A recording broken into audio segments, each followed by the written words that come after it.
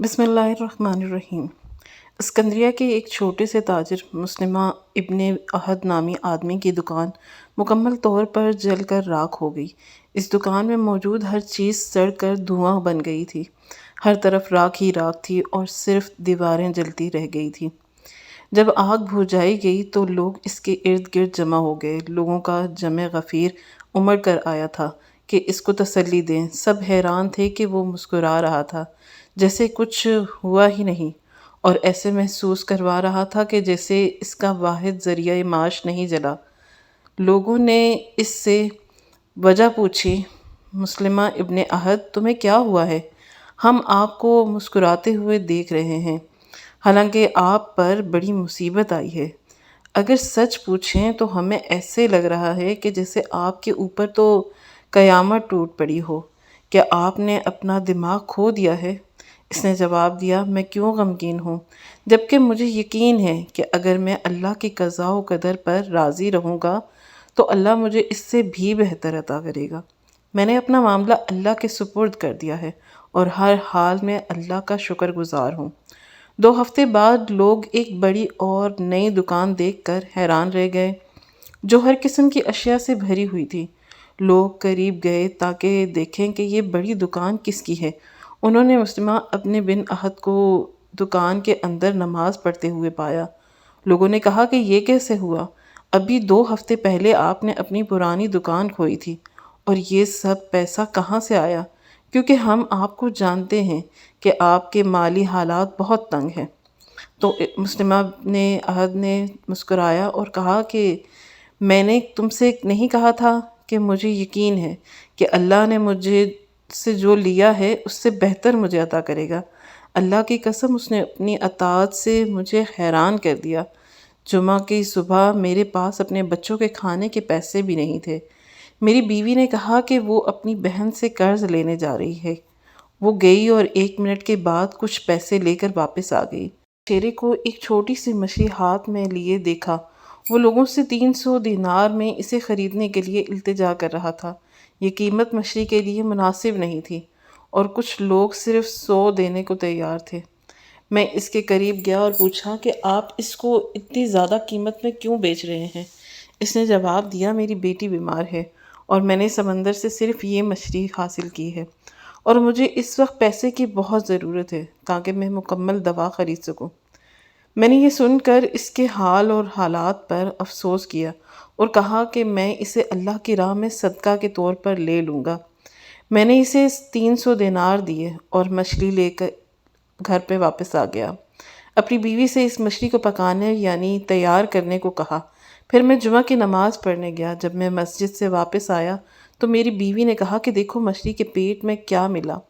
یہ 9 خوبصورت پتھر ہے۔ میں نے انہیں دیکھا اور کہا کہ واقعی یہ خوبصورت ہیں، ہم انہیں سنبھال کر رکھ لیں گے۔ 2 دن بعد میری بیٹی اور اس کا شوہر ہمیں ملنے آئے۔ میں نے وہ پتھر نکالا اور اپنے داماد کو دکھایا۔ اس نے دیکھا تو کہا کہ یہ پتھر نہیں ہے، یہ تو بہت قیمتی موتی ہے، اس کی قیمت بہت زیادہ ہے، آپ بہت امیر ہو جائیں گے۔ میرے داماد نے تاجروں اور ماہرین سے رابطہ کیا۔ میں یقین نہیں کر سکتا تھا، وہ انہیں خریدنے کے لیے مقابلہ کر رہے تھے۔ میں نے صرف 3 بیچنے اور 6 موتی باقی رکھے۔ اللہ نے میری مدد کی اور میں نے جو کچھ کھویا اس کے عوض دے دیا۔ اگلے دن میں اس مچھیرے کو تلاش کرنے بازار گیا تاکہ اللہ کے فضل سے اسے بھی کچھ دے سکوں، لیکن میں نے اسے نہیں پایا۔ جب بھی مچھلی والوں سے اس کے بارے میں پوچھا تو ہر کسی نے کہا کہ ہم یہاں ایسے کسی شخص کو نہیں جانتے۔ تب میں نے سمجھا کہ وہ اللہ کی طرف سے ایک تحفہ تھا جو اس آدمی کی شکل میں آیا تھا۔ یہ واقعی پوری مصر سلطنت اور حتیٰ کہ سلطان صلاح الدین ایوبی کے کانوں تک جب بات پہنچی تو ہر سننے والا شخص کے ایمان کو تازہ کر دیتا۔ اس میں کوئی دو رائے نہیں کہ حالات جیسے بھی ہوں، لیکن آپ صرف جب اللہ سے ہی مانگتے ہیں تو اللہ تعالیٰ اس جگہ سے وسیلہ پیدا کر دیتا ہے جہاں انسان کی سوچ بھی پہنچنا دور ہوتی ہے۔ اس واقعے کے چند دن بعد ہی سلطان صلاح الدین ایوبی ایک بازار سے گزرے تو دیکھا کہ ایک قطار میں کئی لڑکیاں کھڑی تھیں۔ جیسے جیسے مرد حضرات ان کے قریب سے گزرتے تو سب اپنی گویا ادائیں دکھانے لگتیں۔ ایسا نہیں تھا کہ وہ کسی طرح کے بے باک سے لباس میں موجود تھیں، مگر ہاں انہوں نے اپنے چہرے نہیں ڈھک رکھے تھے۔ بال کھلے تھے اور یوں اپنے چہرے پر لالی لگائے اور وہ مردوں کو اپنی جانب کھینچ رہی تھی کہ شاید ان کا مقصد یہ تھا کہ جلد از جلد انہیں اس شخص سے خرید کر لے جایا جائے اور وہ اچھا کھا پی سکیں اور اچھا پہن سکیں۔ سلطان نے جب وہاں پر قدم رکھا تو وہ ساری غلام لڑکیاں سر جھکا کر کھڑی ہو گئیں۔ چہرے پر مسکراہٹ تھی اور ملمہ کاری تھی۔ صاف ظاہر تھا کہ جیسی وہ دکھ رہی ہیں ویسی ہے نہیں۔ ان 13 لڑکیوں میں سے ایک لڑکی بالکل کونے میں ایک جانب کو کھڑی تھی۔ سلطان کی آمد پر وہ بھی اٹھ کھڑی ہوئی۔ تعظیماً جھک کر اس نے سلطان محترم کو سلام کیا۔ جس بات نے سلطان کو وہاں پر رکنے پر مجبور کیا، اس کی جانب متوجہ کیا، وہ یہ لڑکی تھی۔ اس لڑکی کا حجاب کر رکھا تھا، اس نے اپنا چہرہ مکمل پردے میں کر رکھا تھا، صرف آنکھیں واضح تھیں جو کہ حیا سے جھکی ہوئی تھیں۔ سلطان محترم وہیں رکے اور پھر قدم بہ قدم چلتے ہوئے اس شخص کے قریب گئے۔ اس نے سر جھکا کر سلطان محترم کو سلام پیش کیا۔ سلطان نے ایک ایک قدم چلتے ہوئے وہاں پر موجود غلام لڑکیوں کو دیکھا اور پھر ایک لڑکی پر آ کر رک گئے۔ سلطان نے اس لڑکی پر نظر ڈالی جو کہ بمشکل سلطان کے کندھے تک آ رہی تھی، دبلی پتلی سی مگر پردے میں۔ سلطان نے وہیں سے نظریں پلٹ کر اس شخص کو دیکھا۔ کہنے لگے کہ اس لڑکی کی کیا قیمت لگاؤ گے؟ اس شخص نے جب یہ سنا تو اگلے ہی پل خاموش ہو گیا، پھر اس کے چہرے پر مسکراہٹ پھیلنے لگی کہ سلطان محترم، آپ پر میری جان بھی قربان کہ آپ یہ لڑکی خریدنا چاہتے ہیں۔ سلطان محترم اس سے کہنے لگی کہ اس لڑکی کی خصوصیات بتاؤ۔ اس کی اتنا سننا تھا کہ وہ شخص آگے بڑھا، سر جھکا کر کہنے لگا کہ سلطان، یہ لڑکی صلاۃ و سلام کی پابند ہے، بڑی نیک ہے۔ آج تک اس نے کسی نامحرم کو نظر اٹھا کر نہیں دیکھا، ہر وقت عبادت میں مشغول رہتی ہے، ساری ساری رات اس کی عبادت میں کٹ جاتی ہے۔ سلطان جیسے جیسے اس کی نیک نامی سن رہے تھے وہ اس لڑکی سے متاثر ہو رہے تھے۔ کہاں یہ بازار کا مجمع اور کہاں وہ لڑکی جو خود کو وہاں پر بڑا ہی بے تکلف محسوس کر رہی تھی۔ سلطان نے اگلے ہی پل اس شخص سے کہا کہ میں اس لڑکی کو خریدنا چاہتا ہوں۔ سلطان نے سوچ لیا تھا کہ اس لڑکی کو اس شخص سے خرید کر پھر ملکہ کی خدمت کے لیے مخصوص کر دیں گے۔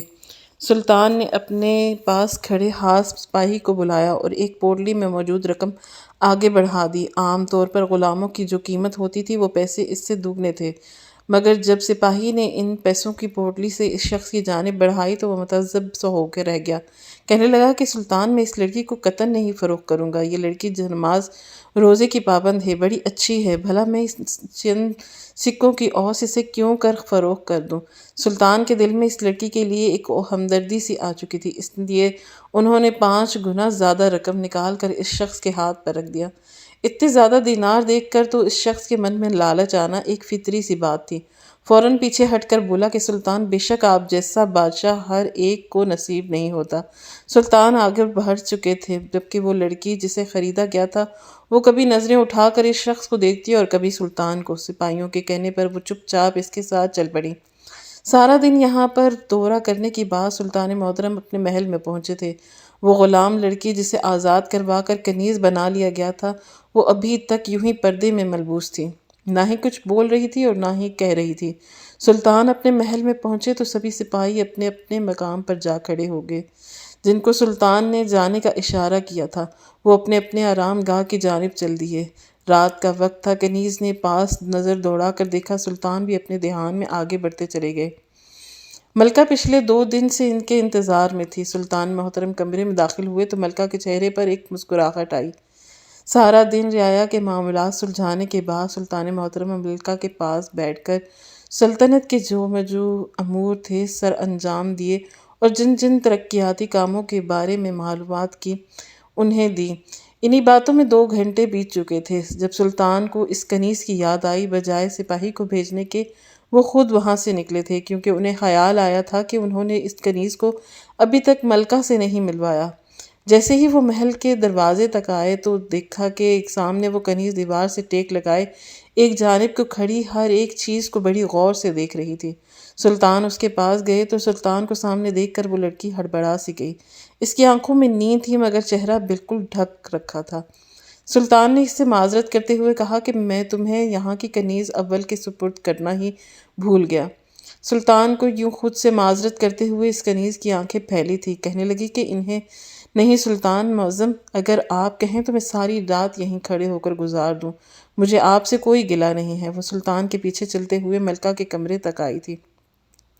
پھر ملکہ سے ملوانے کے بعد سلطان نے ملکہ سے کہا کہ آج کے بعد یہ کنیز آپ کے ساتھ سائی کی طرح رہے گی، آپ کا خیال رکھے گی۔ اس سے میں 5 گنا زیادہ کی قیمت ادا کر کے خرید کر لایا ہوں، صرف اور صرف آپ کے لیے۔ یہ بہت نیک ہے اور 5 وقت کی نمازی بھی۔ ملکہ اس لڑکی سے مل کر خوش تھیں۔ پھر اسے اس کی آرام گاہ میں جانے کا کہہ دیا گیا تو وہ لڑکی سر جھکائے وہاں سے جا چکی تھی۔ 2 دن تو یہ سب کچھ ٹھیک رہا، ملکہ کا خیال اور کنیز رکھنے لگی۔ صبح سویرے اس کا ناشتہ، ان کے کھانے پینے کا خیال رکھنا، پھر ان کا نیا لباس دینا، ان کی ہر ایک بات کا سننا، پھر اس پر عمل کرنا، مختصر یہ کہ ملکہ جو جو کہتی وہ کنیز پورا کرتی رہتی۔ سلطان بھی خوش تھے کہ انہوں نے واقعی ہی ایک اچھی کنیز خرید کر ملکہ کو تحفے میں دی۔ مگر ایک روز سلطان اپنی خوابگاہ میں آرام فرما رہے تھے کہ بڑا ہی عجیب خواب دیکھا۔ اس خواب کا آنا تھا کہ سلطان ہڑبڑا کر اٹھ بیٹھے، پانی کا گلاس اپنے لبوں سے لگایا اور تھوڑی دیر بعد اٹھ کر کمرے میں چہل قدمی کی اور ایک مرتبہ پھر بستر پر لیٹے۔ لیکن جب دوبارہ پھر وہی خواب آیا تو انہوں نے کچھ تشویش کی، کیونکہ سلطان محترم کو آنے والے خواب بے معنی نہیں ہوتے۔ خواب میں وہ دیکھ رہے تھے کہ اچانک محل کے باغ میں ایک فوارہ پھوٹ پڑا ہے۔ فوارے کا پانی اس قدر میٹھا ہے کہ سبھی سپاہی اپنے کام چھوڑ کر وہاں پر چلے گئے اور اس فوارے سے پانی پینے لگے۔ کسی کو محل کی رکھوالی کی ہوش نہیں رہی تھی۔ تبھی میں وہاں پر دشمنوں نے حملہ کر دیا۔ یہ خواب بڑا ہی عجیب تھا، اس خواب کی کچھ نہ تعبیر تو ضرور تھی۔ سلطان محترم کا دل بے چین ہونے لگا تو اٹھ کر کھڑکی کے قریب آئے۔ یہ کھڑکی کے محل کی 3ری منزل پر موجود تھی۔ آج رات سلطان کی خوابگاہ اس محل کی 3ری منزل پر بنی تھی، جہاں پر محل کا اندرونی اور بیرونی منظر دکھائی دیتا تھا۔ ان کی نظروں کے سامنے سے ایک منظر گزرا۔ باہر کھڑے سپاہیوں کے پاس ایک کنیز کھڑی تھی۔ وہ کنیز کون تھی سلطان نہیں جانتے تھے، کیونکہ محل میں بیش بہا کنیزیں موجود تھیں۔ وہ کنیز کچھ دیر کھڑی سپاہی سے بات کرتی رہی اور پھر وہاں سے چلی گئی۔ سلطان نے اسی بات کو سرسری لیا تھا، لیکن اگلے روز سپاہیوں میں دربار میں ہونے والی چہمگوئیاں انہیں اپنی جانب متوجہ کر چکی تھیں۔ کچھ تو تھا جو یہاں سلطان محترم سے مخفی رہ گیا تھا۔ اس روز سلطان محترم یوں ہی محل میں چہل قدمی کر رہے تھے جب ان کا گزر ایک کمرے سے ہوا جہاں پر وہ لائی جانے والی نئی کنیز رکھی گئی تھی۔ سلطان کو قرات کی آواز آ رہی تھی۔ وہ آواز اس قدر سریلی اور روح تک سرایت کرنے والی تھی کہ سلطان محترم کے قدم وہیں رک گئے۔ اس قدر پیاری آواز میں قرآن مجید کی تلاوت آج سے پہلے سلطان محترم نے نہیں سنی تھی۔ کتنی ہی دیر وہ وہاں آنکھیں بند کیے گہری سانس خارج کر کے کھڑے رہے اور قرآن پاک کی تلاوت سنتے رہے، جب تک اچانک آواز آنا بند نہ ہو گئی۔ انہوں نے آگے بڑھ کر ہاتھ کھلی کھڑکی سے اندر کا منظر دیکھا تو وہی کنیز دوسری جانب کو رخ موڑے ابھی بھی ایک بڑی سی چادر میں موجود تھی، فرش پر بیٹھی تھی۔ سامنے قرآن پاک کھلا تھا، جائے نماز پر بیٹھی وہ دعا مانگ رہی تھی۔ شاید وہ روز رات کو قرآن مجید کی تلاوت کرتی تھی۔ سلطان یہ دیکھ کر مسکرا اٹھے، لیکن ایک مرتبہ جب وہ اچانک محل کے عقبی حصے میں داخل ہوئے تو وہاں پر تعینات سپاہیوں کے منہ سے ان کا نام سن کر قدم رک گئے۔ وہ سپاہی بھی اس بات سے انجان تھے کہ سلطان محترم اس جانب کو تشریف لا رہے ہیں۔ یوں جب ان سپاہیوں کے منہ سے اس کنیز کا نام سنا تو سلطان محترم وہیں پر رکے، ان سپاہیوں سے سوال کر کے کہنے لگے کہ تم لوگ یہ بات کس کنیز کو لے کر رہے ہو؟ وہ دونوں ہی گھبرا گئے، جانتے تھے کہ سلطان محترم خود اس کنیز کو لائے ہیں، لیکن جب سلطان محترم نے سختی سے پوچھا تو وہ خاموش نہ رہ سکے۔ کہنے لگے کہ سلطان ہماری زبان کٹ جائے اگر ہم آپ سے جھوٹ بولے، مگر جب سے وہ کنیز یہاں پر آئی ہے روز رات کو وہ یہاں پر سپاہیوں کے سامنے بڑے نازیبا انداز میں آتی جاتی ہے۔ اس کا لباس انتہائی نازیبا ہوتا ہے، گو کہ جیسے سارا دن وہ پردے میں گھومتی ہے، رات کو وہ ہر لحاظ کو بالائے طاق لا کے محل کے سپاہیوں کو اپنی جانب راغب کرتی ہے۔ سلطان نے یہ الفاظ سنے تو ان کے ماتھے پر بل پڑ گئے۔ آخر ایسا کیسے ممکن تھا؟ اس لڑکی کو تو سلطان محترم نے خود قرآن پاک کی تلاوت کرتے ہوئے سنا تھا۔ اس سپاہی کی بات سن کر انہوں نے خاموشی سے بغیر کوئی رد عمل دیے آگے بڑھ جانا ہی مناسب سمجھا۔ انہوں نے اس کنیز پر خود نظر رکھنا شروع کر دی، کیونکہ شک کا پیچ سلطان محترم کے دل میں بویا جا چکا تھا۔ وہ لڑکی ہر وقت نقاب میں رہتی۔ سلطان محترم نے ملکہ سے بھی سوال کیا کہ کیا کنیز آپ کو پسند ہے، اس میں باقی کنیزوں میں کیا فرق ہے؟ ملکہ نے جب یہ سنا تو باقی کنیزیں فارغ اوقات میں فضول باتوں پر اتر آتی ہیں جن کا کوئی مقصد نہیں ہوتا، مگر یہ کنیز بہت اچھی ہے۔ آج تک میں نے اس کے منہ سے کبھی کوئی فضول بات نہیں سنی، بلکہ جو بھی بات کرتی ہے قرآن و حدیث کے مطابق کرتی ہے، اور اس نے مجھے ابھی تک کبھی اپنا چہرہ نہیں دکھایا۔ پھر ملکہ نے سلطان کو مخاطب کر کے کہا کہ میں تو چاہتی ہوں کہ اپنے بیٹے ظاہر الغیاث الدین کے ساتھ اس کا نکاح کروا دوں، اگر آپ کی اجازت ہو تو، کیونکہ اس طرح کی نیک پاک باز لڑکی ہر کسی کے نصیب میں نہیں ہوتی۔ ملکہ کے یہ الفاظ سن کر بغیر کوئی بات کہے سلطان وہاں سے چلے گئے۔ وہ دونوں سپاہیوں نے سلطان سوچا کہ ہو سکتا ہے کہ ان سپاہیوں کو کوئی غلط فہمی ہو، مگر ایک مرتبہ پھر سپاہی اس معاملے میں بات چیت کر رہے تھے۔ وہ کافی غصے میں دکھائی دیتے تھے۔ باقاعدہ سلطان محترم کی خدمت میں آ کے عرض کرنے لگے کہ سلطان محترم، جو نئی کنیز آپ لائے ہیں وہ بے حیائی کی ساری حدیں پار کر چکی ہیں۔ ہم تو آپ کے سامنے کہتے ہوئے بھی شرمندہ ہو رہے ہیں جو وہ کچھ رات کو کرتی ہے، آپ کے سونے کے بعد سپاہیوں کے ساتھ کرتی ہے۔ توبہ توبہ، ہم یہ الفاظ آپ کے سامنے بھی نہیں ادا کر سکتے۔ سلطان کو اب اس لڑکی پر تشویش ہونے لگی تھی، مگر وہ دوسرے کی باتوں پر یقین نہیں کر سکتے تھے۔ جب تک وہ اپنی آنکھوں سے کچھ دیکھ نہ لیں وہ کوئی بھی فیصلہ نہیں کرنا چاہتے تھے۔ اس لیے اس رات انہوں نے کچھ سوچا، اور پھر جیسے ہی رات گزرنے والی تھی وہ لڑکی قرآن پاک کی تلاوت کر کے سونے کے لیے اپنے بستر پر لیٹی تو سلطان محترم نے اپنی آرام گاہ میں جانے کے بجائے اپنے خفیہ کمرے میں جا کر سپاہیوں جیسا لباس زیب تن کر لیا، اور پھر محل میں جا کر گشت کرنے لگے۔ وہ وہاں پر موجود تھے جہاں پر اکثر سپاہی تعینات ہوتے تھے۔ اس وقت وہ محل اس کے حصے میں موجود تھے جہاں پر اگر کوئی بھی محل کے حصے سے نکلتا صاف دکھائی دیتا تھا۔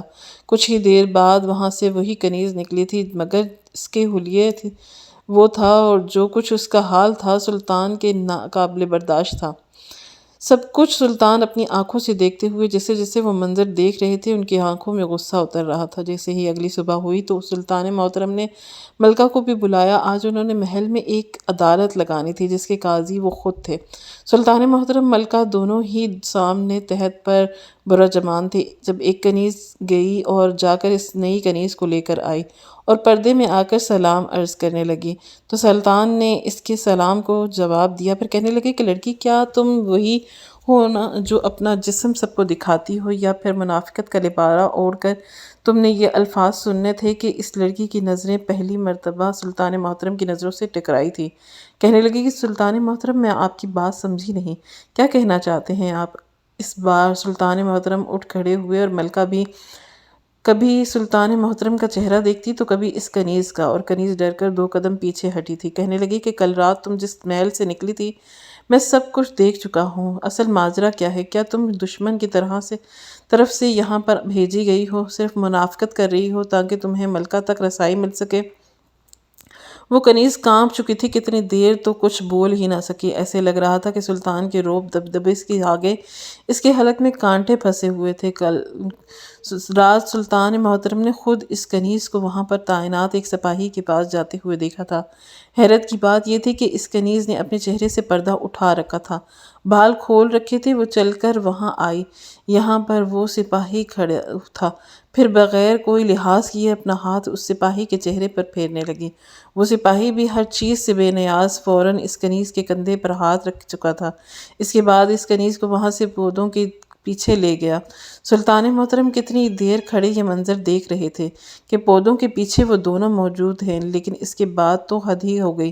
اس سپاہی کے ساتھ محل کے عقبی حصے میں جانے لگی جہاں پر سپاہیوں کی آرام گاہ بنائی گئی تھی۔ وہاں پر جا کر وہ کمرہ بند کر چکے تھے، جبکہ باقی کھڑے سپاہی اس منظر کو دیکھ رہے تھے، آپس میں سرگوشیاں کرنے لگے تھے۔ سلطان چلتے ہوئے اس کمرے تک بھی گئے جو آوازیں انہیں سنائی دے رہی تھیں اور گناہ کا منہ بولتا ثبوت تھا۔ سلطان نے جب یہ ساری منظر کشی یاد دلائی تو لڑکی بوکھلا گئی۔ اگلے ہی پل سلطان کے قدموں میں گر گئی، کہنے لگی کہ سلطان محترم، کوئی بھی سخت فیصلہ کرنے سے پہلے میری بات مکمل سن لیجیے گا۔ سلطان محترم اس مرتبہ کافی سختی سے کہنے لگے کہ جب تم اس کردار کے مالک ہو تو پھر یہ پردہ اور عبادت، کیا تم گناہ کر کے خدا کے حضور عبادت کر کے یہ سمجھتی ہو کہ خدا تمہیں گناہ بخش دے گا؟ ایسا ہرگز نہیں ہے۔ جب تک تم سچے دل سے توبہ کر کے گناہ کو قبول نہیں کر لیتی، تب تک تمہارا وہ گناہ کبھی معاف نہیں ہوگا اور نہ ہی تمہاری یہ باتیں قبول ہوں گی۔ سلطان کے منہ سے جب یہ باتیں اس کنیز نے سنی تو ہچکیاں بند کر زاروں قطار رونے لگی۔ سلطان محترم، میں باکردار اور پاک دامن ہوں۔ اسی وقت شاید کسی نے اس سپاہی کو بھی خبر کر دی تھی۔ وہ بھاگتا بھاگتا دربار میں آیا، ہانپتے کانپتے ہوئے سلطان کے سامنے جھک کر سلام کرنے لگا اور کہنے لگا کہ سلطان محترم، میں معذرت خواہ ہوں، مگر اس کنیز کو کوئی سزا مت دیجیے گا۔ اس سپاہی کو یوں کنیز کے حق میں بولتا دیکھ کر سلطان کے ماتھے پر بل پڑ گئے تھے۔ پھر جو حقیقت ان دونوں نے بتائی وہ سن کر سلطان کی آنکھیں پھٹی کی پھٹی رہ گئیں۔ وہ دونوں وہاں پر بیٹھے سلطان اور ملکہ کو مکمل بات بتا رہے تھے، جسے سن کے سلطان نے ان دونوں کو وہاں سے جانے کا کہہ دیا اور پھر وہاں پر اپنے سپاہیوں کو بلا کر کہا کہ مدینہ نامی اس بازار میں جاؤ اور جا کر اس شخص کو لے آؤ جس سے میں نے یہ کنیز کو خریدا۔ سپاہی فوراً سرپٹ گھوڑے دوڑاتے ہوئے وہاں سے نکل چکے تھے۔ کچھ دنوں بعد وہ شخص سلطان محترم کے دربار میں حاضر ہوا، ہاتھ جوڑ کر سلطان کی بارگاہ میں آیا، کہنے لگا کہ سلطان محترم، مجھ سے کون سی غلطی سرزد ہو گئی؟ آپ نے مجھے یہاں پر کیوں بلایا ہے؟ میری بیٹی کنیز نے کوئی غلطی کر دی ہے؟ اتنا سننا تھا کہ سلطان محترم نے ہاتھ کا اشارہ کیا۔ ایک جانب سے وہ کنیز اور وہ سپاہی دونوں نکل کر سامنے آ چکے تھے۔ اس شخص نے جیسے ہی کنیز اور سپاہی کو دیکھا تو اس کا رنگ اڑ چکا تھا۔ ایک دم سے اس کی رنگت سفید پڑنے لگی، گویا اس کے بعد بہت بڑی چوری پکڑی گئی ہو۔ وہ گھبرا گیا، مگر سلطان نے گرج دار لہجے میں اس سے کہا کہ بتاؤ، اس لڑکی کا تم سے کیا رشتہ ہے؟ کیا لگتے ہو تم اس لڑکی کے؟ اگر تمہارے الفاظ میں جھوٹ ہوا تو ذرا بھی آمیزش ہوئی تو یہاں پر میں تمہارا سر دھڑ سے الگ کر دوں گا۔ وہ شخص کانپتا ہوا اٹھا اور گھبراتے ہوئے کہنے لگا کہ سلطان محترم، ہمارے خاندان میں بیٹی کو اچھا نہیں سمجھا جاتا، نہ صرف بیٹی بلکہ بہن کے لیے بھی دل میں نفرت ڈالی جاتی ہے۔ میں اکلوتا بیٹا تھا جس نے اپنے باپ کی نسل کو آگے بڑھایا، لیکن میری 4 بہنیں تھیں۔ بچپن سے ہی میری دادی، میرے والد اور پھر وقت آنے پر میری والدہ سبھی میری بہنوں کو منحوس کہا کرتے تھے۔ ان کی دیکھا دیکھی میں بھی ان کو منحوس سمجھنے لگا۔ اس کی وجہ یہ تھی کہ جب بڑی بہن کی شادی ہوئی تو اس کے شوہر کے تجارتی سامان ڈاکو لوٹ کر لے گئے۔ اس کے شوہر کو قتل کر دیا گیا۔ بیوی کا دبہ بھی واپس میکے آ گئی۔ اس کے بعد میری دوسری بہن کی شادی ہوئی۔ وہ دوسری بہن کی شادی کو کئی سال گزر گئے مگر وہ اولاد نہیں پیدا کر سکی۔ یوں اس کے شوہر نے بھی اس سے تشدد کر کے اسے گھر سے نکال دیا، خود دوسری شادی کر لی اور میری بہن کو تاعمر یہ کہہ کر میکے بھیج دیا کہ ہمیشہ تم میرے نام پر بیٹھی رہو، یہی تمہاری سزا ہے۔ تیسری بہن غیر برادری کے لڑکے کو پسند کرتی تھی، اس سے شادی کرنا چاہتی تھی، مگر جب میری دادی نے انکار کیا تو اس کی شادی اپنے خاندان میں کروانے لگے تو وہ اس قدر ہٹ دھرمی پر اتر آئی کہ اس نے اپنی جان لے لی۔ علاقے میں ہم بدنام ہو کر رہ چکے تھے۔ پہلے تو میری ماں اپنی بیٹیوں کی طرف داری کرتی تھی، لیکن ان واقعات کے بعد وہ بھی اپنی بیٹیوں کو منحوس کہنے لگیں۔ میری دادی، میرا باپ اور میری ماں سب مر گئے، مگر میرے سر پر ان چاروں کا بوجھ ڈال کر چوتھی بہن کو جیسے تیسے میں نے رخصت کیا، مگر اس کا شوہر دوسرے شہر میں کاروبار کرتا تھا۔ پیچھے اس کا بہن دیور اس پر بری نظر رکھتے تھے۔ ساس بھی کچھ اچھے اخلاق کی مالک نہ تھی۔ ایک مرتبہ اس کے دیور نے اس کی عزت پر ہاتھ ڈالنا چاہا تو یہ روتی دھوتی واپس یہیں پر آ کر بیٹھ گئی۔ میں اپنی بہنوں سے شدید تنگ آ چکا تھا۔ میں لونڈیاں بیچنے کا کام کرتا تھا، میں نے اپنی بہنوں کو بھی بیچنا شروع کر دیا۔ میری بڑی دونوں بہنیں نہ جانے کس کس ملک میں بک کر جا چکی ہیں اور یہ ہی بچی تھی جو مواصلات کی پابند تھی۔ میں نے سوچا کہ اس کی بھاری قیمت لے لوں، مگر کہاں خبر تھی کہ یہ آپ کے محل تک پہنچ جائے گی۔ مجھے تو خبر ہی نہیں تھی کہ اس کا شوہر یہاں پر آپ کے محل میں ہی سپاہی ہے۔ سلطان محترم کے چہرے پر جلال آ چکا تھا۔ کیا تمہیں ایک مرتبہ بھی شرم نہیں آئی؟ تم نے اپنی بہنوں کو ہی دیناروں کے عوض بیچ دیا۔ تمہیں غرق کر دے گا زمانہ۔ جاہلیت کی جس سوچ کو ہمارے پیارے نبی صلی اللہ علیہ وسلم نے ختم کیا تھا، بیٹی کو جو مقام دیا شاید ہی کسی مذہب نے دیا ہو، مگر تم خود کو مسلمان بھی کہتے ہو اور اس قدر جاہلیت پر اتر آئے ہو۔ ایک مرتبہ بھی تمہاری غیرت نے تمہیں للکارا جب تم اپنی غیرت کو سرے بازار بیچ رہے تھے؟ آگے بڑھ کر ہاتھ جوڑ کر کھڑا ہو گیا۔ پیچھے کھڑی وہ کنیز سپاہی دونوں سر جھکا کر کھڑے تھے۔ پردے میں موجود کنیز ابھی بھی رو رہی تھی۔